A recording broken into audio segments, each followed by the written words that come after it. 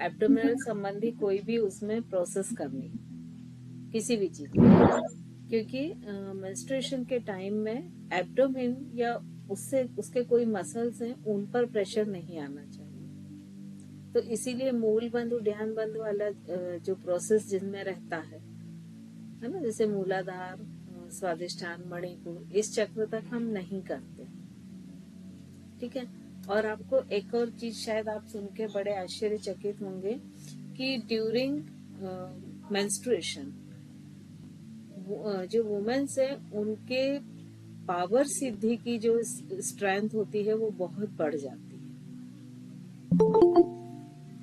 और मतलब उनमें बहुत सारे ऐसे पावर आ जाते हैं उस समय कि जो अगर वो उस समय सिद्ध करें तो वो बहुत जल्दी सिद्ध होंगे, है ना।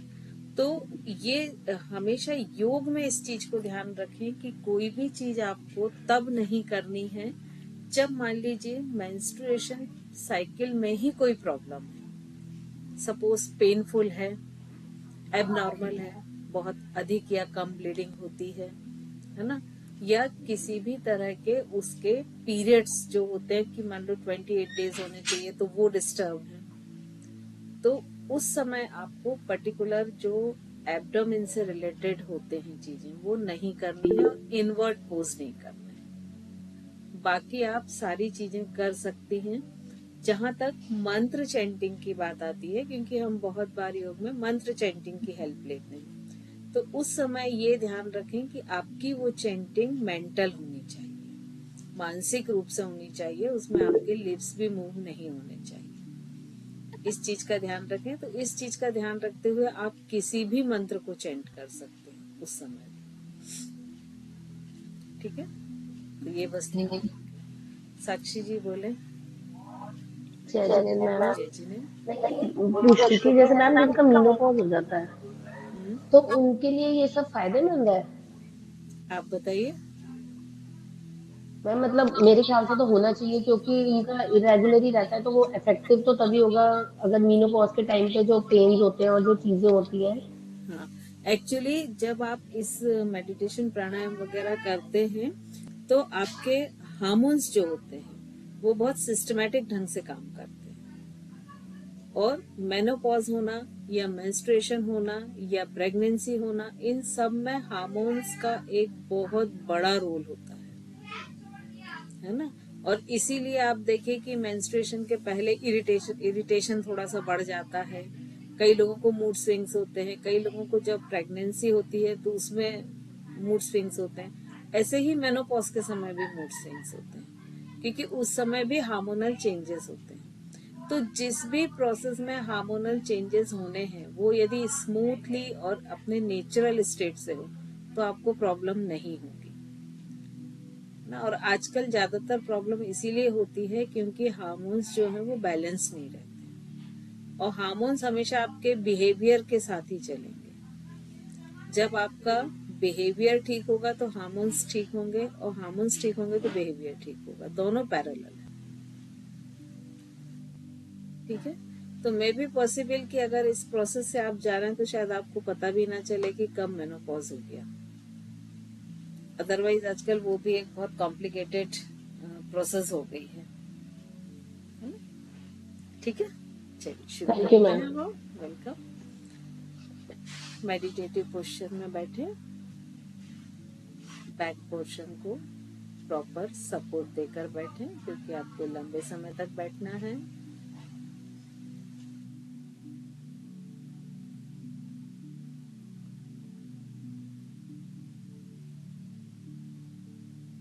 आंखें बंद।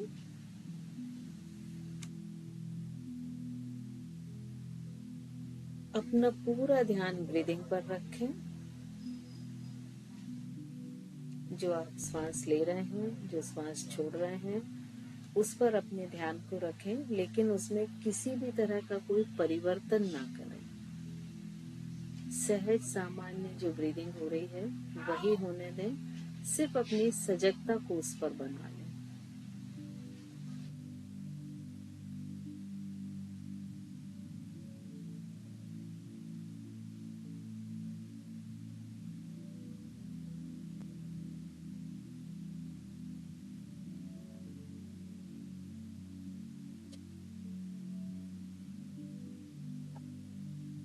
अब यहीं से हम भ्रामरी प्राणायाम से शुरुआत करेंगे। 10 टाइम्स आपको भ्रामरी प्राणायाम करना है। अभी सबसे पहले अपने फोकस को अनाहत चक्र पर लेकर आ जाएं। अगर आपको उस जगह का एहसास खत्म हो चुका है तो एक बार फिर से फिंगर टिप से उसको फाइंड आउट कर लें।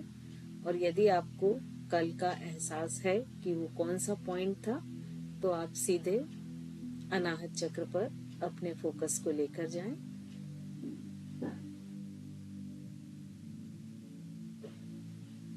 फिंगर टिप को प्रेस करें और ढीला छोड़ें। और जब आपको वो पॉइंट की फीलिंग होने लगती है तो अपने पूरे ध्यान को उस पॉइंट पर लेकर जाएं, अनाहत चक्र के, और उसी पॉइंट पर फोकस रखते हुए 10 टाइम्स भ्रामरी प्राणायाम करेंगे।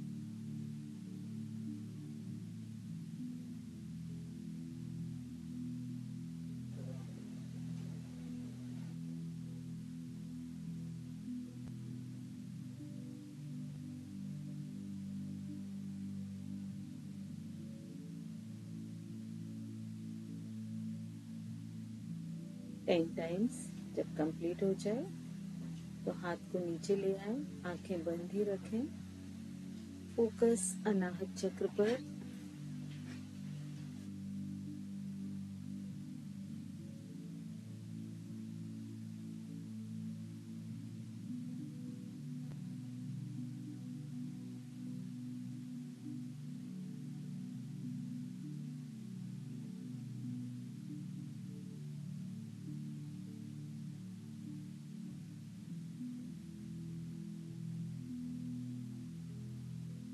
ब्रीदिंग को थोड़ा सा नॉर्मल हो जाने दें।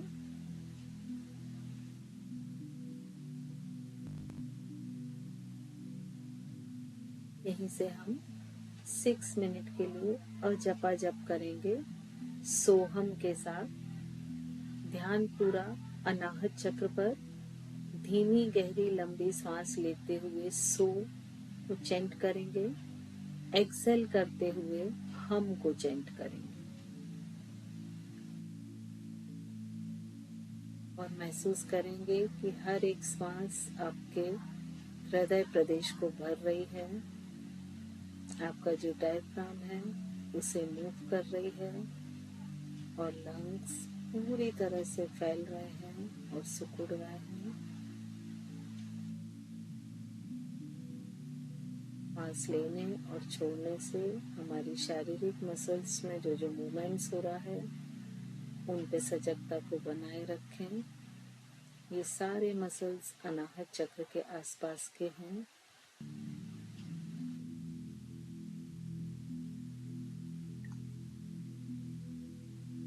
जब आप सांस लेते हैं तो लंग्स के सारे मसल्स फैलते हैं, उन्हें फील करने की कोशिश करें। आपका डायफ्राम नीचे की तरफ स्ट्रेच होता है। जब एक्सेल करते हैं तो सारे लंग्स मसल्स कॉन्ट्रैक्ट होते हैं, डायफ्राम ऊपर की तरफ स्ट्रेच होता है। इन मूवमेंट्स को फील करने की कोशिश करें।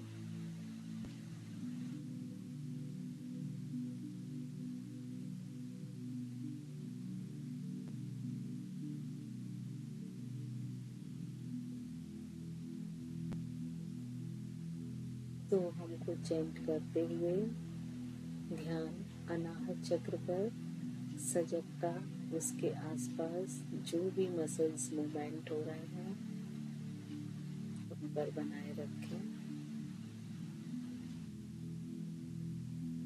इनहेल करते हुए सो, एक्सेल करते हुए हम।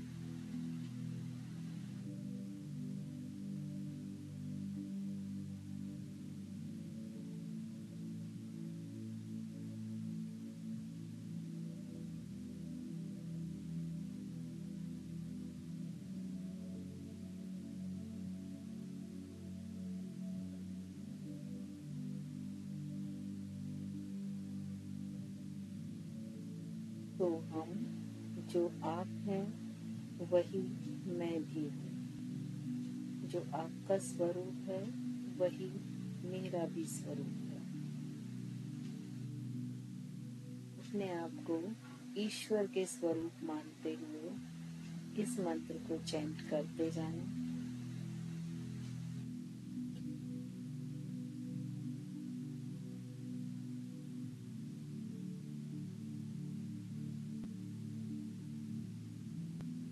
अपने हृदय में इन भावों को जगाएं कि आप ईश्वर के स्वरूप हैं और उनके सारे गुण, सारी क्वालिटीज आप में ट्रांसफर हो रही हैं।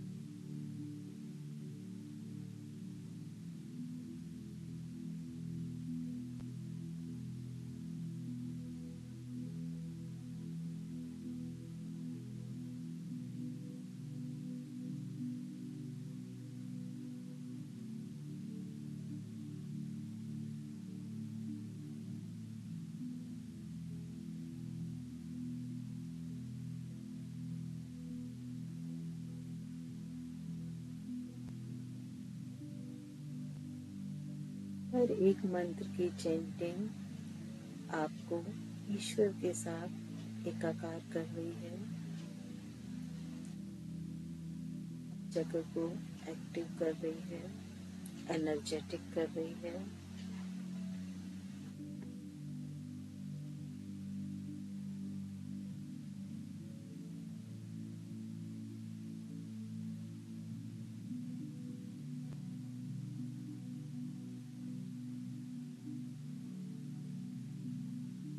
इस चक्र की एनर्जी आपको आपके जीवन की हर परिस्थिति से लड़ना सिखाएगी।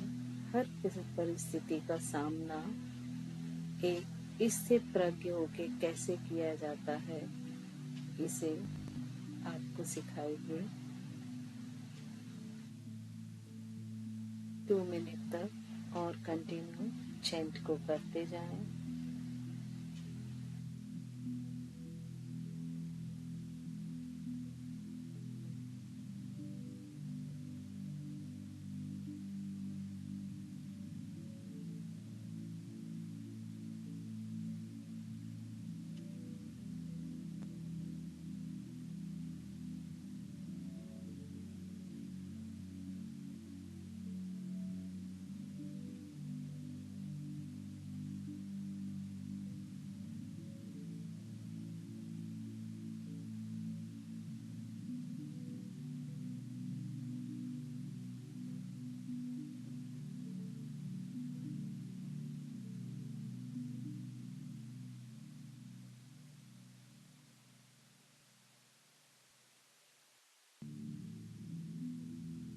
एक मिनट और कंटिन्यू सोहम का जाप करें।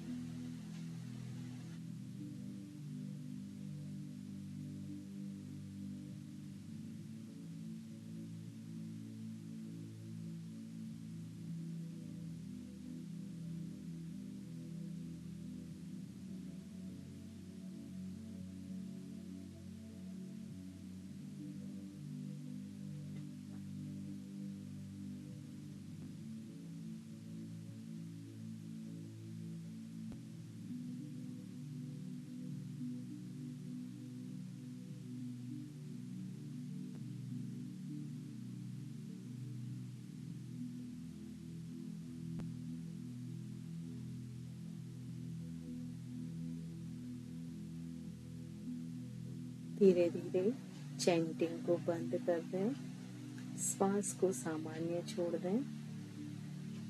ध्यान फिर से अनाहत चक्र पर लगाएं।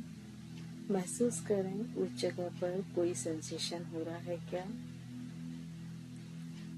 यदि कोई सेंसेशन हो रहा है तो उसका अमाउंट क्या है, उसकी फ्रीक्वेंसी क्या है, उसका एरिया क्या है।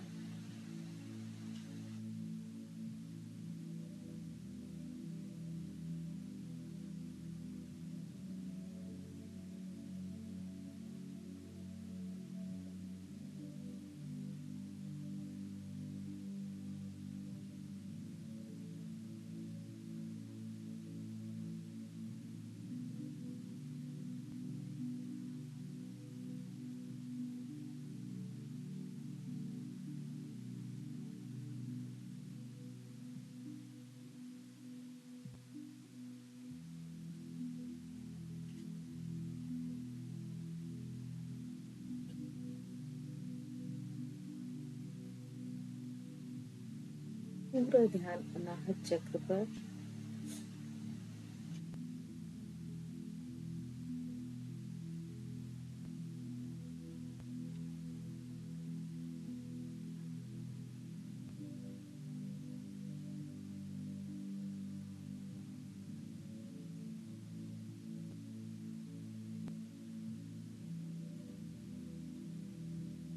अनाहत चक्र पर ही ग्रीन कलर को विजुअलाइज करें और धीरे धीरे इस ग्रीन कलर को पूरे अनाहत चक्र का जो क्षेत्र है, स्पाइन से लेकर बैकबोन से लेकर सामने हृदय तक, पूरे चेस्ट एरिया में इस कलर को हर सांस के साथ फैलता हुआ विजुअलाइज करें।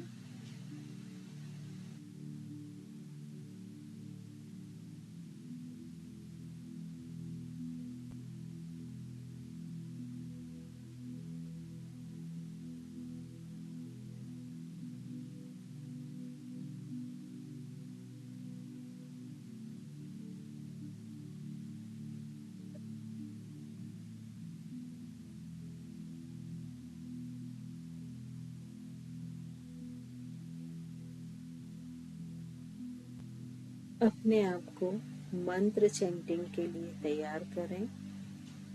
अनाहत चक्र का बीज मंत्र यम है। ध्यान पूरा अनाहत चक्र पर। धीमी गहरी लंबी सांस लें।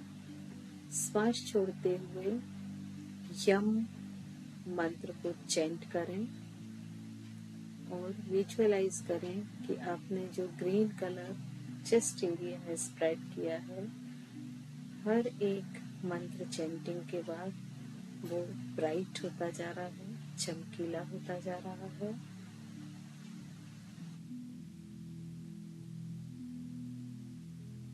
एक मिनट तक यम चैंट करेंगे। धीमी गहरी लंबी श्वास, ध्यान पूरा अनाहत चक्र पर। कंप्लीटली एक्सेल एंड यम मंत्र की चैंटिंग विद एक्सेल।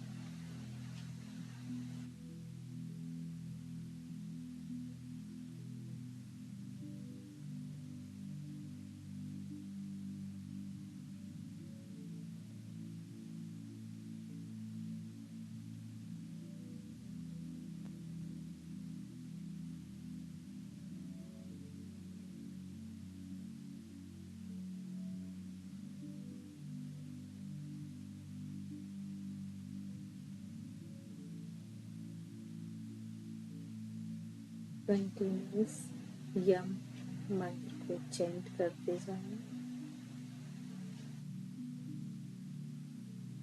जब आप यम को चैंट करेंगे तो फ्रिक्शन आपके दोनों लिप्स के बीच में होगा।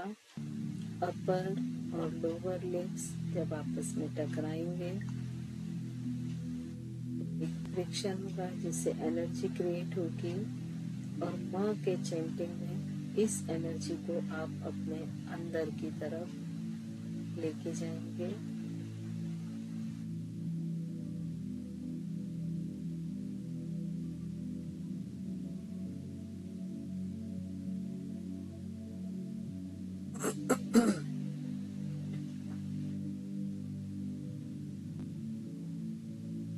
विजुअलाइज करें कि ग्रीन कलर की ब्राइटनेस हर चैंटिंग के बाद बढ़ती जा रही है। कंप्लीट चेस्ट एरिया को अंदर बाहर से ये ग्रीन कलर कवर कर रहा है।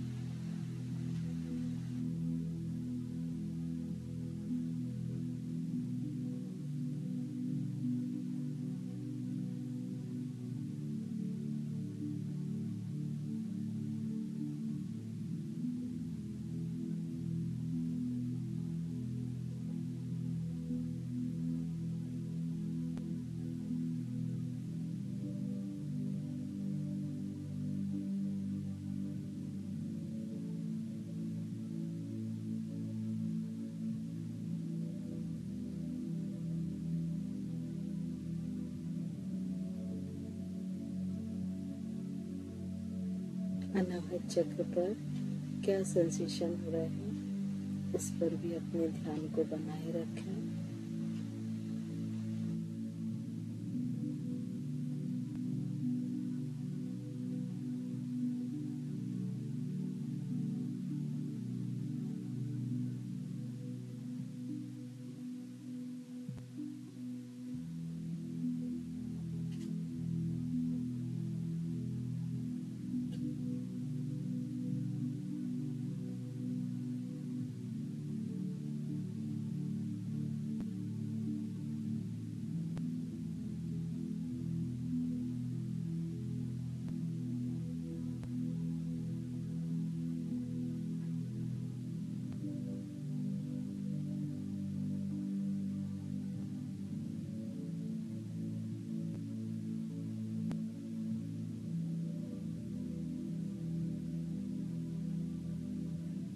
कोशिश करें कि जो आप ब्रीदिंग कर रहे हैं उसमें जो मसल्स इन्वॉल्व हैं उसके अलावा बॉडी के किसी भी मसल्स में कोई भी मूवमेंट ना हो।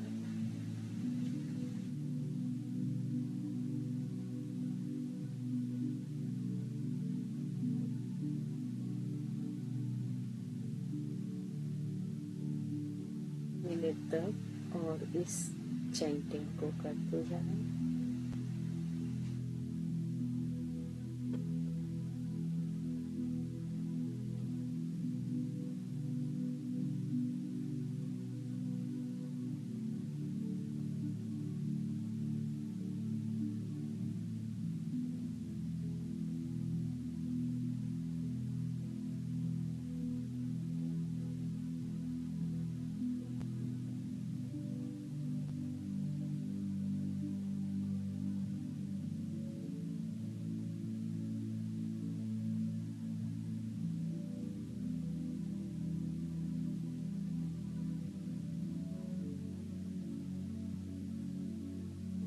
चैंटिंग को धीरे धीरे बंद कर दें। ब्रीदिंग को एकदम नॉर्मल होने दें।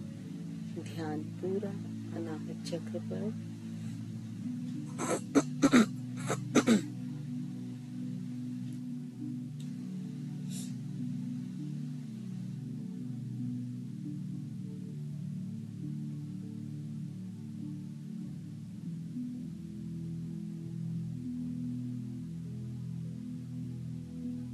अपने ध्यान को अनाहत चक्र पर ही रखते हुए देखें पहला विचार आपके मन में क्या आ रहा है, उसे याद रखने की कोशिश करें।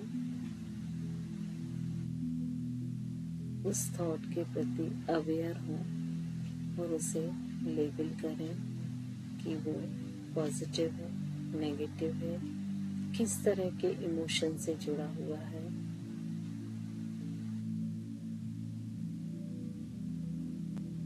और जब एक थॉट लेबल हो जाए तो सेकंड थॉट को आने दें। 10 थॉट तक इस प्रोसेस को करते जाएं कि जो भी थॉट आपके माइंड में अपने आप आ रहा है उसे पूरी जागरूकता के साथ देखें, उसे लेबल करें। वो किस तरह का थॉट है, किस इमोशन से रिलेटेड है।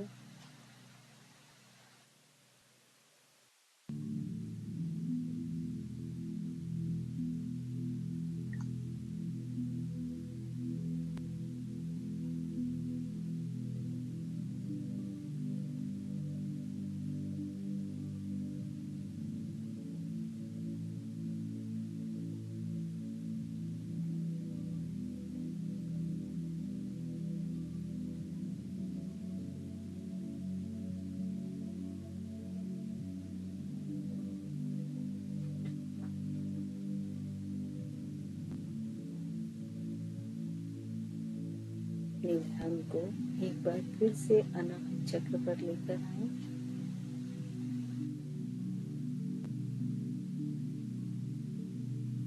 महसूस करें कि आपका हृदय बहुत ही विशाल हो गया है और पूरा का पूरा आकाश जैसे विशाल हो गया है। सारा का सारा आकाश उस हृदय में समा गया है। इसी सिचुएशन में आप अपने हृदय को हृदय आकाश भी कह सकते हैं। नीला सुंदर सा आसमान और इसके नीचे एक बहुत बड़ा समुद्र। देखें उस समुद्र के, उस ओशन के पानी का कलर क्या है।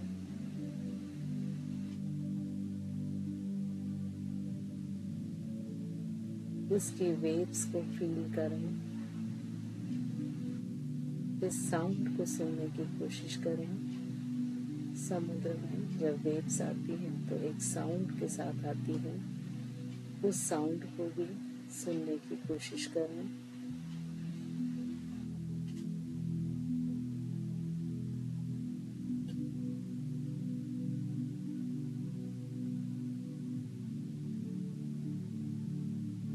विजुअलाइज करें कि इस बहुत विशाल सागर में ब्लू लोटस, नीले रंग के कमल खिलने शुरू हो गए हैं।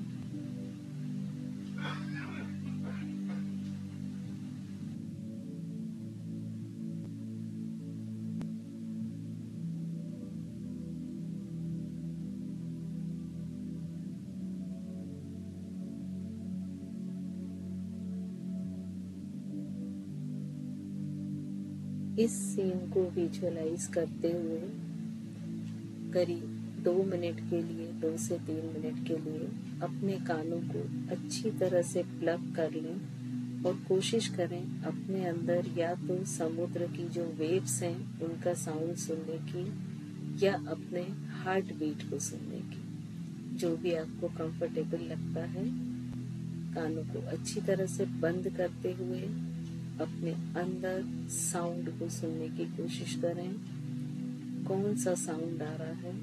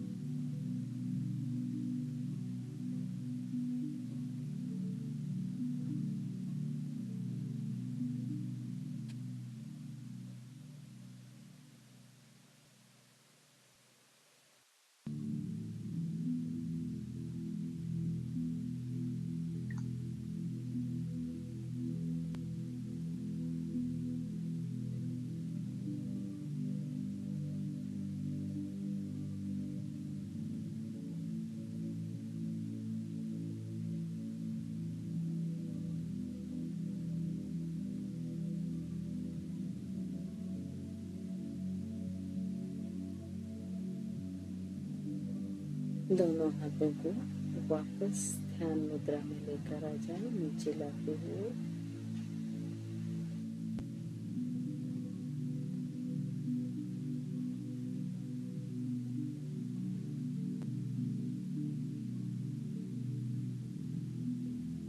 अपना ध्यान अनाहत चक्र पर ही रखें।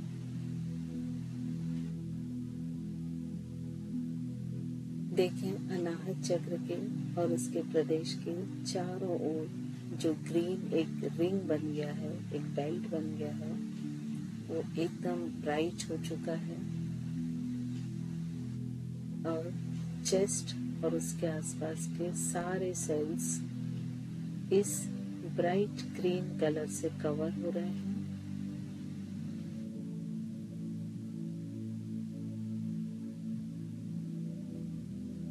विजुअलाइज करें कि इस ग्रीन कलर को इस एरिया के सेल्स एब्सॉर्ब करते जा रहे हैं और ये ग्रीन कलर हर एक सेल के अंदर जा रहा है।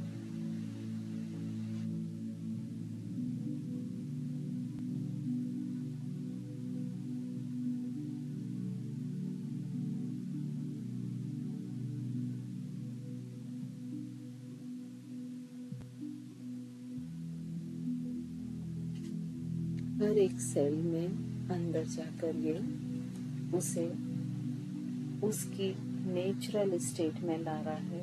हर एक सेल अपनी प्राकृतिक अवस्था में आ रहा है, वहाँ के टॉक्सिन्स को रिमूव कर रहा है,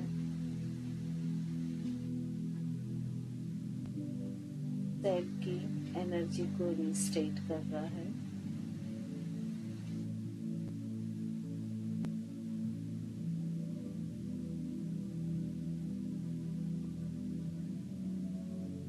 जैसे जैसे सेल्स इस कलर को एब्सॉर्ब कर रही हैं, ये ग्रीन कलर गायब होता जा रहा है, डिसअपियर होता जा रहा है।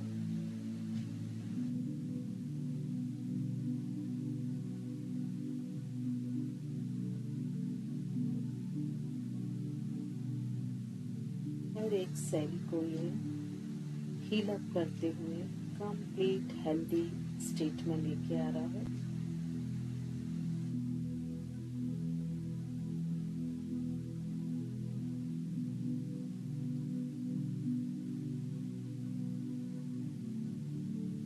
चेस्ट रीजन की हर एक सेल अपने काम को अपनी पूरी कार्य क्षमता के साथ कर रही है।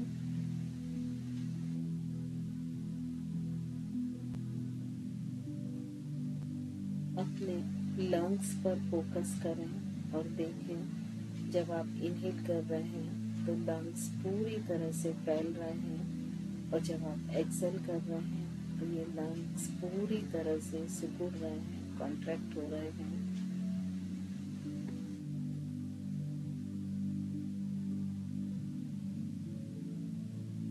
दोनों लंग्स अपनी कंप्लीट स्टेमिना के साथ वर्क कर रहे हैं, इनकी वर्किंग एफिशिएंसी बढ़ चुकी है।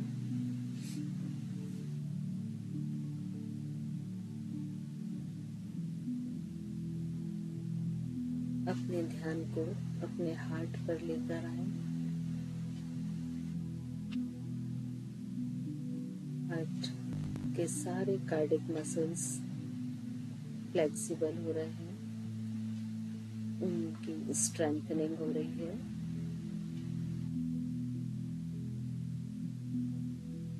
सारे कार्डिक मसल्स बहुत अच्छी तरह से पंपिंग का काम कर रहे हैं। एक बार फिर से अपने आप को हार्ट बीट से कनेक्ट करें, उसे सुनने की कोशिश करें और देखें कि वो बहुत ही सुंदर नाद की तरह सुनाई दे रहा है।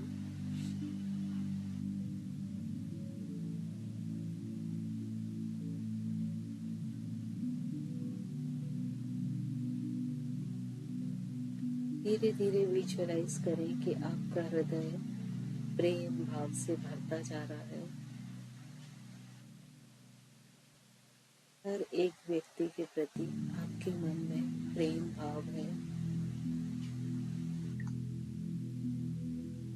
कभी रास्ते चलते किन्हीं व्यक्तियों को आपने देखा हो जिनसे आपका कोई भी संबंध नहीं है, कोई भी परिचय नहीं है।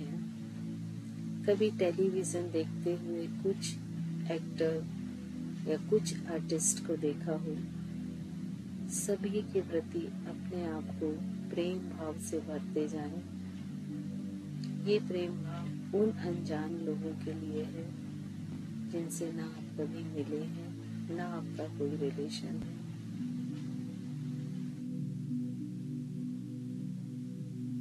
हो सकता है आपने कोई अवार्ड सेरेमनी देखी हो, तो अपने हृदय को प्रेम और आनंद से भर लें उस व्यक्ति के अचीवमेंट के लिए।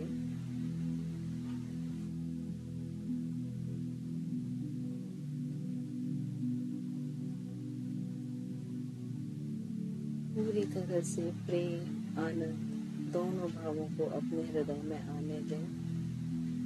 किसी दूसरे की खुशी के लिए खुद को भी नाचने का मन करे।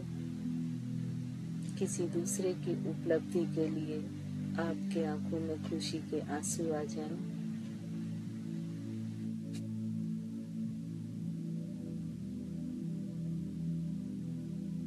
सबसे अंत में करुणा भाव पर आते हैं।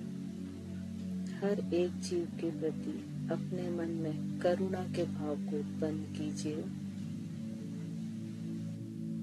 किसी के भी दुख दर्द को अपना दुख दर्द मानते हुए इसे अपने अंदर फील कीजिए और उसके प्रति करुणा भाव को जगाइए।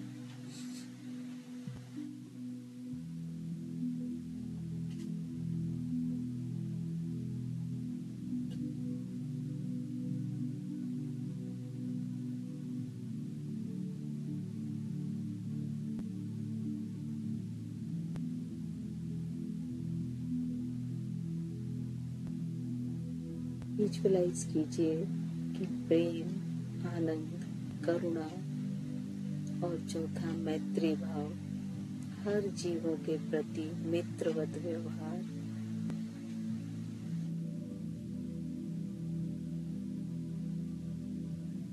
विजुअलाइज कीजिए कि आपका हृदय इन चारों भावों से छलक उठा है और कोई भाव का स्थान नहीं है।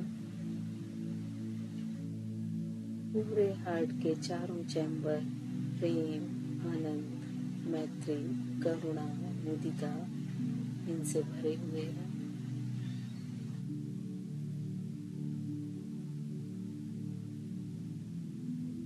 विजुअलाइज कीजिए कि आप किसी एक जगह खड़े हुए हैं और कुछ लोग आपके पास आ रहे हैं। वो जाने पहचाने भी हो सकते हैं, अनजाने भी हो सकते हैं, और अपने इन चारों भावों को आप उन्हें दे रहे हैं। एक लंबी लाइन है, लोग आपके पास आ रहे हैं और आप इन सब भावों को उन्हें दे रहे हैं और उनसे प्रार्थना कर रहे हैं कि वो भी आगे इन भावों को बांटते जाएं।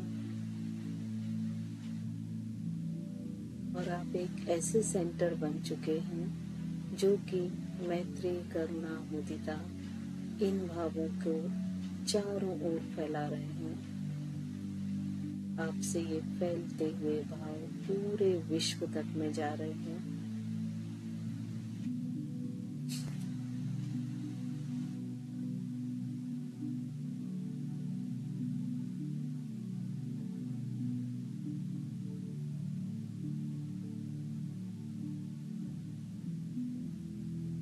अपने अंदर धीरे धीरे अपने हर एक सेल को, कंप्लीट बॉडी के सेल को इन चारों फीलिंग्स में वाइब्रेट होता हुआ फील करें।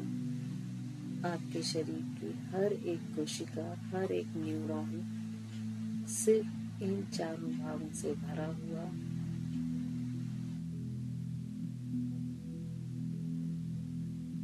और इन चारों भावों के साथ ग्रेटिट्यूड को जोड़ते हुए ईश्वर के प्रति आभार का भाव।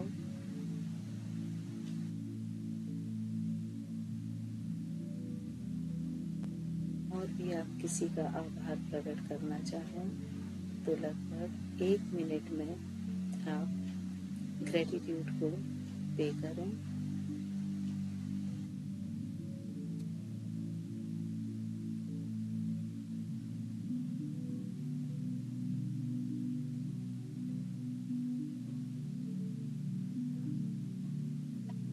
धीरे धीरे अपने आप को कनेक्ट करें अपने सराउंडिंग एटमॉस्फेयर से। आसपास से आने वाली आवाजों को सुनने की कोशिश करें।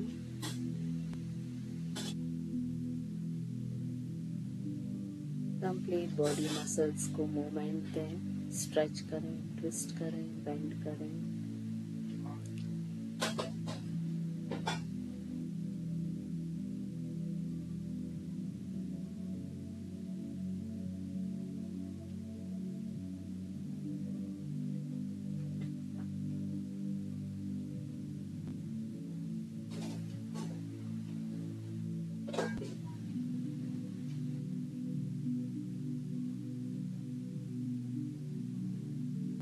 दोनों पाम्स को रब करें।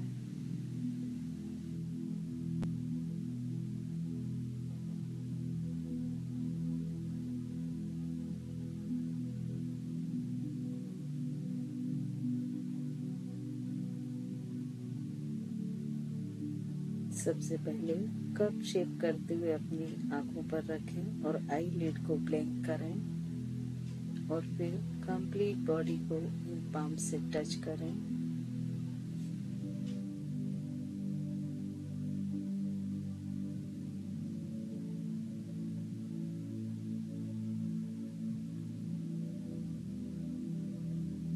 एक बार फिर से दोनों पाम्स को रब करें और उस टारगेट आर्गन पर रखें जहां पर आप दुख, तकलीफ या दर्द को महसूस कर रहे हैं।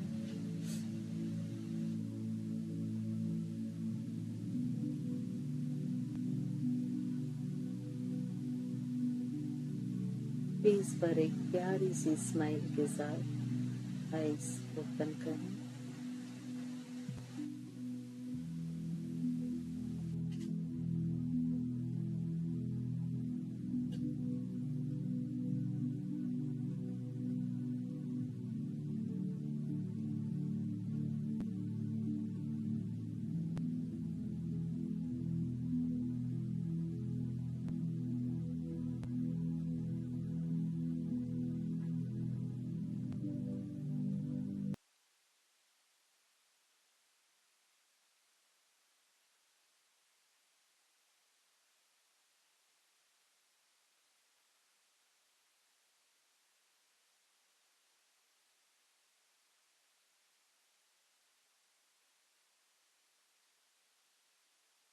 तो आज अनाहत चक्र का मेडिटेशन कंप्लीट।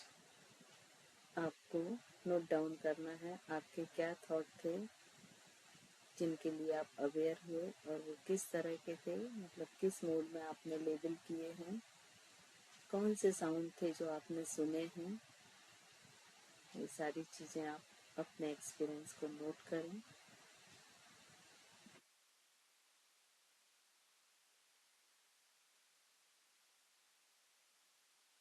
यदि किसी का क्वेश्चन है तो वो हम ले सकते हैं या कोई कुछ बोलना चाहे तो भी स्वागत है। मैम आजकल ना बहुत रिलैक्सा लग रहा है। मतलब ये करके मतलब फील हो रहा है बहुत रिलैक्स। और कभी कभी ना ऐसा लगता है कि जब मिड मेडिटेशन में ना हम लोग ऐसे ड्रीम स्टेट में चले जाते हैं, मतलब कुछ भी चीजें दिखने लगती हैं अलग अलग, जो हमने ना कभी देखी है ना हमने कभी सोची है। कुछ समय के लिए ही होता है, बहुत कम सेकंड के लिए, बट वो दिखती है, पर बहुत अच्छा लगता है। एक्चुअली वो होता क्या है कि जब हम एक ट्रांस स्टेट में जाते हैं ना, तो जो हमारा सबकॉन्शियस है वो अनकॉन्शियस से भी कई बार लिंक हो जाता है। कॉन्शियस तो पूरी तरह से पैसिव हो गया है, अब आपका जो एक्टिव है वो सबकॉन्शियस है। तो कई बार वो अनकॉन्शियस है, क्योंकि सबकॉन्शियस एक ब्रिज है दोनों के बीच का। तो कई बार वो अनकॉन्शियस से कुछ सीन या कुछ इमोशन को ऊपर ले आता है, तो वही चीजें आपको फिर एक ड्रीम जैसे या एक सीन के जैसे दिखने लगती है।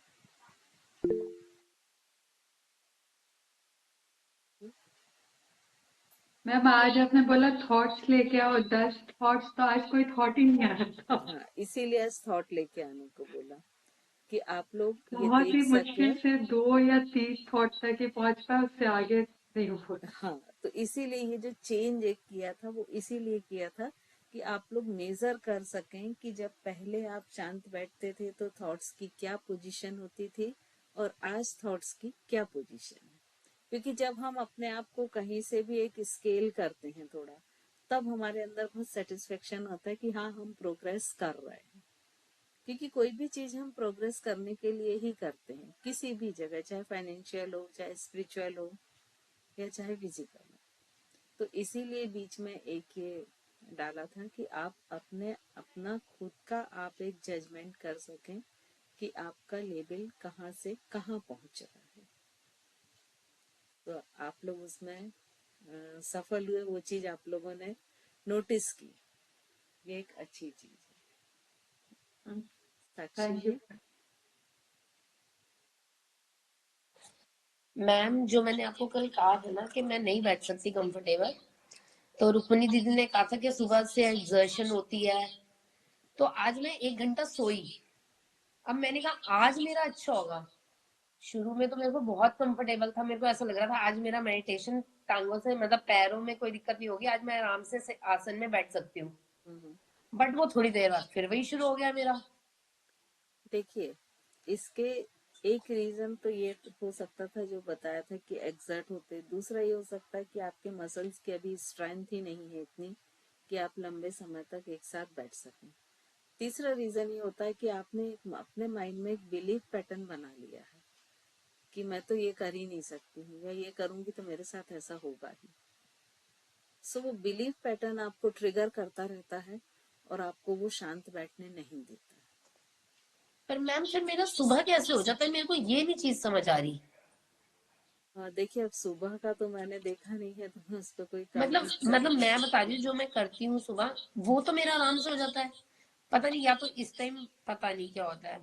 और जहां तक मैम वो ग्रीन कलर विजुअलाइजेशन का था ना, तो जब आपने कहा अनाज चक्र में वो विजुअलाइज करो, तब तो कुछ विजुअलाइज ही नहीं हुआ। नहीं होगा क्योंकि आपके बॉडी मूवमेंट्स बहुत अधिक थे। पर भाई, जब तक आपका फोकस ही नहीं होगा इंटरनल, तब तक विजुअलाइजेशन कैसे होगा, आप सोचिए ना। पर मैम जब आपने विजुअलाइजेशन कहा कि उसको कलर को अब सोचो कि वो कलर जा रहा है, तब वो कलर आ गया। थोड़ा लेट होगा, तब हो वो सकता ग्रीन है। और येलो कलर ना पूरे फेस पे आ गया मेरे। थोड़ा सा हो सकता है लेट होता होगा क्योंकि थोड़ा सा आप मूवमेंट के साथ रहते हैं, तो वो विजुअलाइजेशन होता है बट थोड़ा लेट होता है। और मैम वो आवाज वाज तो आ रही थी, वो लेक ओशन दिख रहा था, और ओशन में तो अब कान बंद करने पे वो झरने की आवाज आ रही थी, और उसमें ऐसा लग रहा था जैसे वो ब्लू लोटस उसके साथ जा रहा है। ज्यादा है तो आपका विजुअलाइजेशन तो अच्छा हो रहा है। बॉडी मूवमेंट भी आप पेशेंसली करते जाएं, वो अपने टाइम से धीरे धीरे जो है वो फिर दूर हो जाएगा। लेकिन अपने ब्रेन में एक बिलीफ पैटर्न ना बनाए ठीक है मैम। कि हम तो बैठते हैं तो हमारा होता ही हम्म। नहीं है और इस समय हमें डिस्टर्ब होता है। हम्म। उसकी जगह ये बिलीफ पैटर्न बनाए कि नहीं, हम प्रैक्टिस करेंगे, धीरे धीरे हो जाएगा। ठीक है मैम। ठीक है। हाँ जी, थैंक यू। एकता। दीदी कलर बहुत अच्छे से दिख रहे थे। और जब आप सी देखने बोले तो अभी हम पोरबंदर का जो बीच देख के आए वो पूरा कंप्लीट दिख रहा था। ब्लू कलर का अच्छा एकदम शांत बीच था। और लहरें भी कि जब आवाज सुनने बोला तो पहले तो हार्ट बीट अच्छे से सुनाई दे रहा था, साथ साथ फिर लहरों की भी आवाज आई और हवा जो चल रही थी वो भी फील फील मतलब हो गई। थोड़ी। हाँ, थोड़ा ठंड भी मतलब ऐसे लग रहा था कि कुछ ठंडा सा लग रहा है वैसे फील हो। कुछ अब आप लोग सेकंड ना के बाद। आज कोशिश करिएगा, जब आप सोएंगे ना रात में, तो जी लेफ्ट हैंड को ऐसे ऊपर करके उसके ऊपर इस तरह से कान रखिएगा। तो देखिएगा आपको आपकी हार्ट बीट बिल्कुल उतनी क्लियर सुनाई देगी जैसे कि आपने स्टेथोस्कोप यूज किया हो। आज ट्राई करके देखिएगा, है ना। थोड़ा सा 2-5 मिनट रुकिएगा, तुरंत पे नहीं सुनाई देगी कि आप सोचे कि आप रखें और तुरंत, लेकिन थोड़ा सा फोकस करेंगे तो विदाउट स्टेथोस्कोप आपको वैसी ही साउंड सुनाई देगी जैसे स्टेथोस्कोप की। और फिर होता क्या है, जैसे बीपी चेक करते हैं, है ना, तो मैनुअल जब करते हैं तब तो वो स्टेथोस्कोप से सुनते हैं उसका साउंड, है ना। लेकिन जब मशीन से करते हैं या मैनुअली कोई भी करते हैं, मान लीजिए मेरा बीपी चेक हो रहा है और मैं वो स्टेथोस्कोप नहीं लगाई हुई हूँ या मशीन से चेक हो रहा है, तो जैसे ही वो पल्स चलनी शुरू होती है वो एहसास हो जाता है, हाँ। और जहां बंद होती है वो एहसास हो जाता है। तो मतलब बिना उसके भी आप कर सकते कि हाँ, इस पॉइंट से इस पॉइंट तक मेरी पल्स चली है और ये मेरा बीपी है। तो हार्ट बीट के लिए आपकी जो सेंसिटिविटी है वो आज से बढ़ जाएगी। ठीक है। जैसे जितना इजीली लोगों को सुनाई नहीं देती है हार्ट बीट, आपको उतनी इजीली सुनाई देगी। तो आज रात में ट्राई करके आप लोग देखिएगा। जरूर। ठीक है, फिर कल बताइएगा। और जब आपने बोला दीदी कि हाँ कुछ थॉट्स लेके आओ, तो कुछ सच में आ ही नहीं रहा था। बड़ी मुश्किल से फिर मैंने ये 2 थॉट्स आए कि भाई मेरा नी पेन बिल्कुल हील हो रहा है और मेनोपॉज का समय एकदम स्मूथ जा रहा है। मतलब तो अभी लेके आए। उल्टा हो हाँ गया, जहां हमको मेहनत करनी पड़ती की थी कि थॉट्स रुक तो जाएं कम से कम, है ना, तो अभी जी उल्टा जी। हो गया कि लाने के लिए मेहनत करनी पड़ रही है। हाँ गुड बिल्कुल, आज तो ऐसा ही था बिल्कुल। गुड। तो वो सिर्फ इसी के मेजरमेंट के लिए था, उसका कोई रोल नहीं था मेडिटेशन में, लेकिन वो यही इसीलिए डाला गया था कि आपका कॉन्फिडेंस बढ़ेगा। जैसे हमको पता चलता है ना चीजें हो रही हैं, तो हमारा कॉन्फिडेंस बढ़ता है।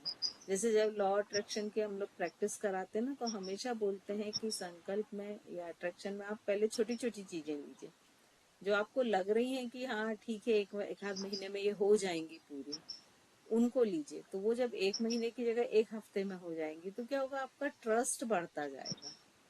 तो जितने अधिक इंटेंसिटी से आपका ट्रस्ट डेवलप होगा, उतनी जल्दी वो चीजें पूरी होंगी। तो ऐसे हम लोग पहले बोलते हैं, पहले छोटे छोटे टास्क लीजिए, फिर थोड़े से बड़े टास्क लीजिए।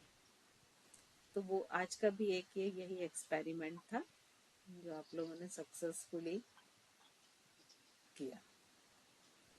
श्वेता जी।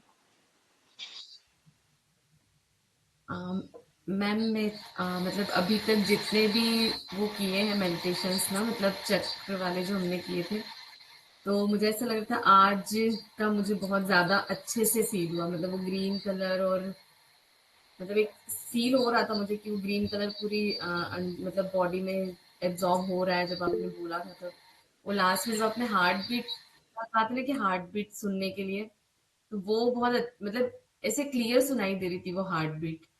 और वो जो ओशियन वाला था, तो वो तो जब वो कान बंद करके, तो ब्लू कलर के जो फ्लावर थे वो इतने सुंदर फ्लावर्स पूरे में, और वो मुझे ऐसा लग रहा था वो वेव्स जो है वो मेरे ऊपर आ रही है, मतलब मेरे ऊपर आ रही है, वो मुझे फील हो रहा था वो चीज फील हो रहा उस था। time पे। तो आज का बहुत ज्यादा अच्छा मतलब मुझे लग रहा था आज।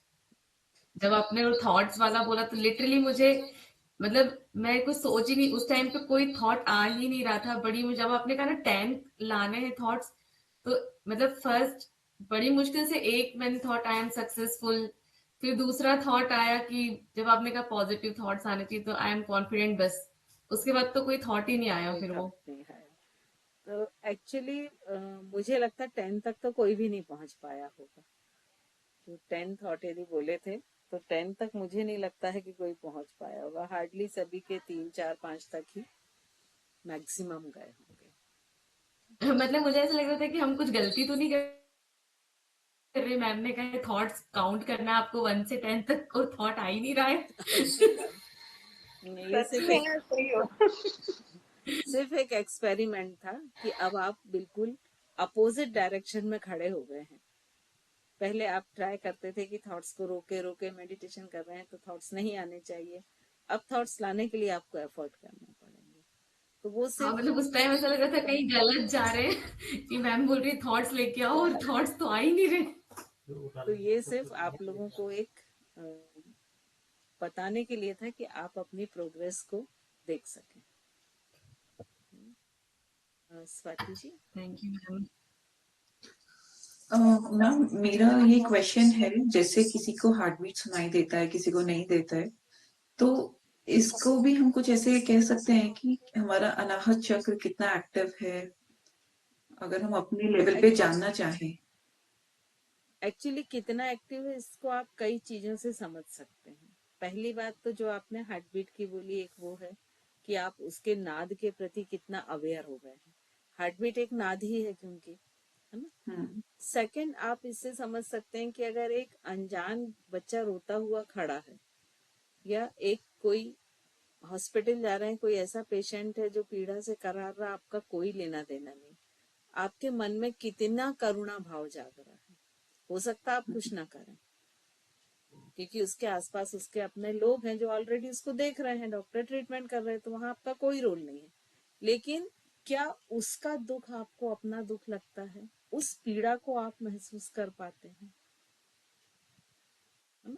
तो ये जो के ये 3 4 भाव होते हैं, वो कितने अधिक एक्टिव हैं। जितने वो एक्टिव होंगे उतना आपका चक्र एक्टिव होगा।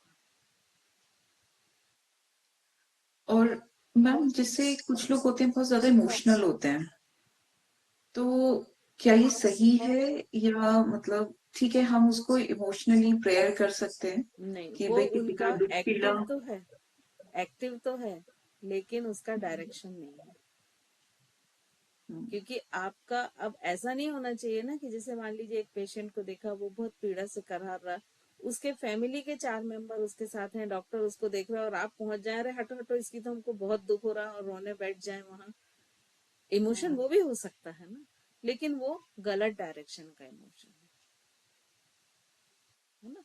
तो हमेशा ये ध्यान रखिए कि इमोशन भी एक एनर्जी है, और वो एनर्जी जो है वो आपके कंट्रोल में होनी चाहिए।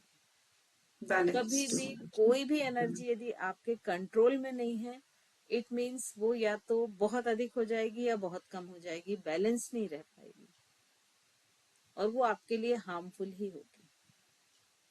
कभी आप सोचिए कि आप बहुत अधिक खुश थे, आपने कुछ लोगों से बात की, किसी को कुछ दिया, बाद में फिर अरे ये गलत कर दिया हमने, या कोई डिसीजन ले लिया, बाद में फिर आपको बड़ा रिग्रेट हुआ कि नहीं ये तो गलत कर दिया। तो किसी भी इमोशन की पराकाष्ठा हमेशा गलत होती है। इसीलिए स्थित प्रज्ञ जो वर्ड आया है कि सुख में दुख में समभाव रखें, कि यदि बहुत कुछ आनंद मिला है तो ठीक है, मिल गया, लेकिन उसका कारण मैं नहीं हूँ, वो शायद कोई देने वाला है, उसने दिया है, ठीक है, सहज भाव से एक्सेप्ट कर लें। अगर दुख मिला है तो उतने ही सहज भाव से एक्सेप्ट कर लें, वो स्थित प्रज्ञ स्थिति होती है। तो जो भी इमोशन है, चाहे वो एंगर हो, चाहे वो एंजॉय हो, चाहे वो दुख हो, कोई भी हो, वो होने चाहिए, लेकिन उस पर आपका कंट्रोल होना चाहिए। तो कोई भी एनर्जी हो, जैसे फॉर एग्जाम्पल हम घर में गैस स्टोव रखते हैं, अगर उसके बटन्स हमारे पास ना हो, हमारा नियंत्रण ना हो कि कब हमको उसको स्विच ऑफ करना है, कब ऑन करना है, तो वो शायद जहाँ एक कंस्ट्रक्टिव होता है नियंत्रण में कि पूरी कुकिंग आपके लिए करके देता है, वो इतना डिस्ट्रक्टिव हो जाए कि पूरे उस जगह को डिस्ट्रॉय कर दे।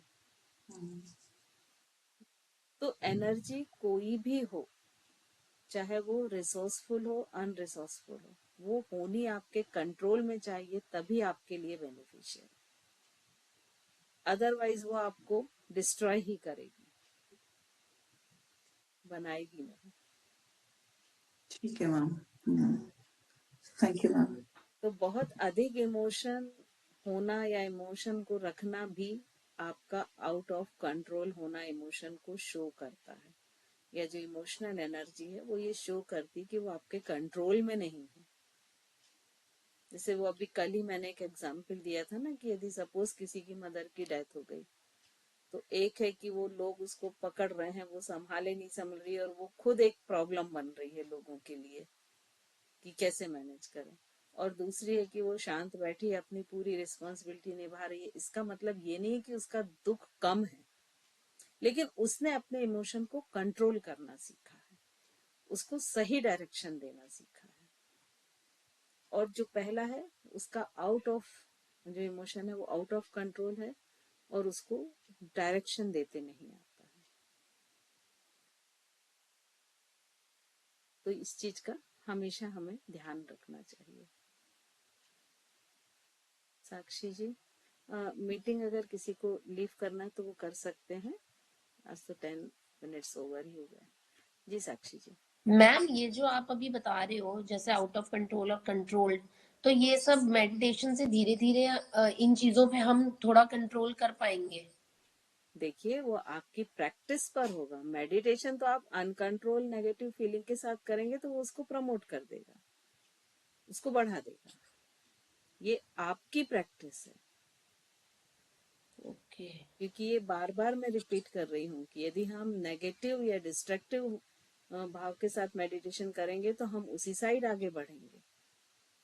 मेडिटेशन ये नहीं देखता है, कोई भी एनर्जी ये नहीं देखती है कि जैसे सपोज विंड एनर्जी है, ठीक है, वो शांत जब तक चल रही है तो बहुत अच्छी है, और वही तूफान का रूप ले ले तो कोई भी एनर्जी जो है वो खुद से नहीं डिसाइड करती है कि मुझे क्या करना है। आप उसको जिस साइड आगे बढ़ा दोगे वो उस साइड आगे बढ़ जाएगी। तो जितने भी एनर्जी बेस्ड सिद्धांत है, चाहे वो लॉ ऑफ अट्रैक्शन हो, चाहे रेकी हो, चाहे लॉ ऑफ वाइब्रेशंस हो, एनएलपी हो, कोई भी हो, प्राणिक हीलिंग हो, मेडिटेशन हो, ये आप पे डिपेंड करता है। आप यदि पॉजिटिव एनर्जी के साथ करेंगे तो ये आपको पॉजिटिव साइड ले जाएगी, और अगर आप नेगेटिव थॉट्स और एनर्जी के साथ करेंगे तो ये उतनी ही स्ट्रांग रूप से आपको नेगेटिव ले जाएगी। तो ये मेडिटेशन नहीं कंट्रोल करेगा, ये आपको करना है। ओके मैम, ठीक है थैंक यू मैम। हाँ जी मैम। श्वेता? मैम जैसे आपने अभी बताया कि इमोशन, जैसे हम किसी के दुख को देख के हम दुखी हो जाते हैं, या मतलब तो ये हमें कैसे पता चलेगा कि बैलेंस कितना होना चाहिए? जैसे मतलब मेरे साथ तो लिटरली ये होता है कि अगर मैं कोई भी ऐसी चीज देख लेती हूँ, या मतलब कोई जानवर भी है अगर वो परेशान है, या मैं कुछ कर सकती हूँ तो मैं करने की कोशिश भी करती हूँ, अगर नहीं कर पाती तो वो मुझे बहुत दुख लगता है अंदर से।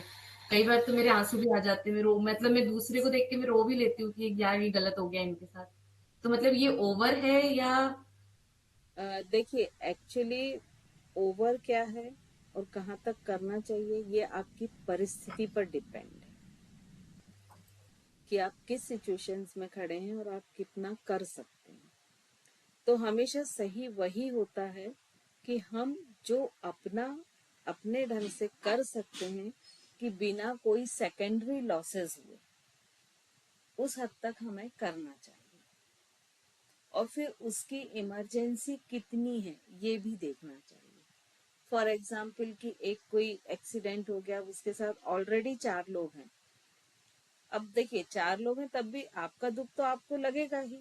वो हो सकता है अनजाना हो या फैमिली का कुछ भी हो, लेकिन आप अपने जरूरी काम छोड़कर अगर आप उसके साथ घूम रहे हैं जहां आपकी जरूरत नहीं है, तो वो आपके एफर्ट्स बेकार हैं।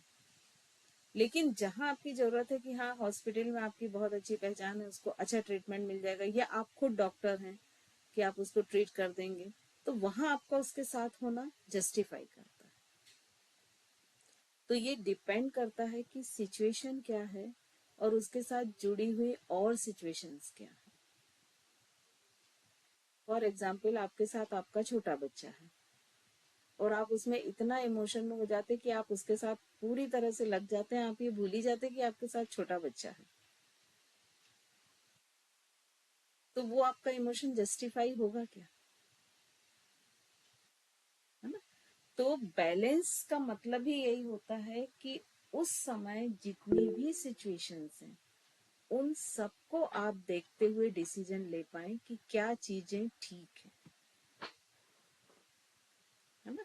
जैसे एक एग्जाम्पल लो कि कई बार मेट्रोस में ट्रीटमेंट के लिए व्यक्ति जाता है तो बहुत सारे लोग तैयार हो जाते कि हाँ हम जा रहे हैं, हम जा रहे हैं।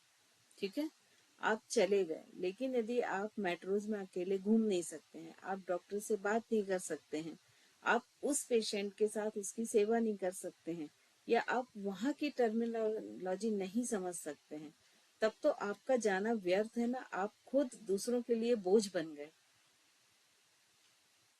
तो डिपेंड वही करता है कि उस सिचुएशन में जरूरत कितनी है। जैसे आज एक एग्जांपल लीजिए कि लोग, कोई भी किसी की बीमारी होती है, कुछ भी होते हैं, तो ढेर सारे लोग देखने आते हैं। अब वो देखिए कितनी प्रॉब्लम क्रिएट करते हैं। एक तो फैमिली मेंबर्स के लिए कि घर आए व्यक्ति को चाय नाश्ता नहीं पूछें तो वो गलत होगा।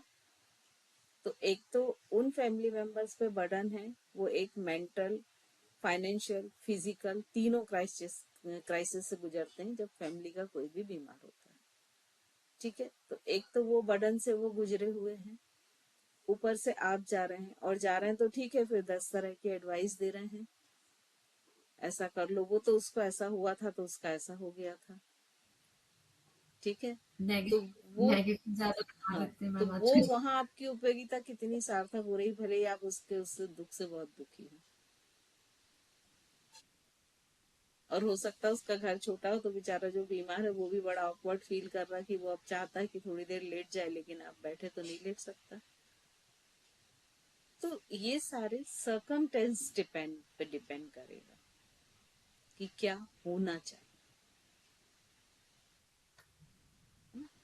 तो कहीं भी इमोशन किस हद तक होना चाहिए, कैसे मैनेज होना चाहिए, किन परिस्थितियों की प्रायोरिटी देना चाहिए। तो जब ये अनाहत चक्र एक्टिव हो जाता है तो इसकी सबसे बड़ी खासियत होती है कि ये किसी भी परिस्थिति का सामना करने के लिए आपको तैयार करता है।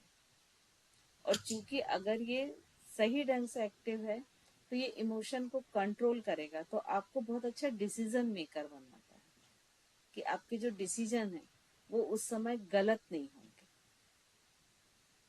सही डिसीजन आप ले पाओगे, सक्षम होगे उससे। ठीक है प्रीति जी। अल्लाह के नाम।